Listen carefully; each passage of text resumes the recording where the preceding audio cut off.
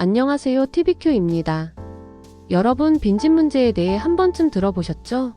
그런데 올해 7월부터 빈집을 그냥 방치하면 최대 1,000만 원의 벌금을 낼 수 있다는 사실 알고 계셨나요?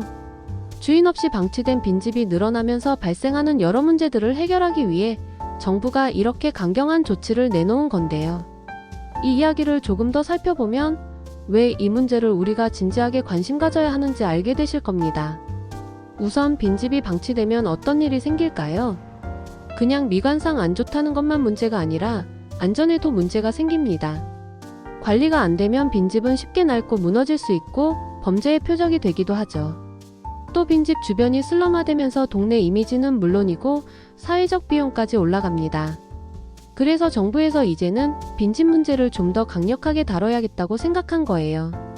그렇다면 우리가 빈집 문제를 해결하기 위해 할 수 있는 방법은 뭘까요? 첫 번째는 빈집을 재활용하거나 필요한 용도로 변신시키는 겁니다. 예를 들어 작은 카페나 작업실, 주민 커뮤니티 센터처럼 말이죠. 적절한 창업 아이디어가 있으면 자신의 동네 안에서 의미 있는 공간으로 탈바꿈시킬 수도 있어요. 두 번째는 빈집 소유자라면 관리를 맡기는 것도 방법이에요. 관리 전문 업체나 지자체와 협력하면 꾸준히 집 상태를 점검하고 유지할 수 있습니다. 세 번째는 빈집을 매각하거나 임대하는 걸 고려해보는 거예요. 필요한 사람에게 넘어가면 방치되는 일이 생기지 않으니까요. 네 번째로 지역사회와 함께 해결책을 찾아보는 것도 큰 도움을 줄 수 있습니다.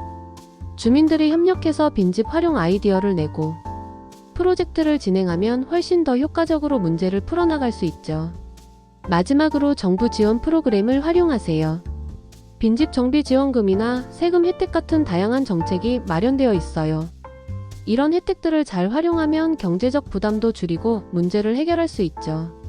그러니까 다시 정리하자면 빈집 문제를 해결하려면 재활용하거나 용도 변경을 시도하고 전문 업체의 관리를 맡기거나 매각, 임대를 고려하고 지역사회 협력을 통해 문제를 풀어나가며 정부 지원 프로그램도 꼭 활용해야 해요. 빈집 문제는 개인의 문제를 넘어 사회적 문제로까지 이어질 수 있는 중요한 사안이에요. 우리가 조금씩만 더 신경 쓰고 움직인다면 이 문제도 해결 방법을 찾아나갈 수 있을 겁니다. 여러분도 주변에서 빈집이 있나 한번 살펴보고 할 수 있는 일이 있으면 작은 실천부터 시작해보는 건 어떨까요? TVQ 구독과 좋아요 부탁해요.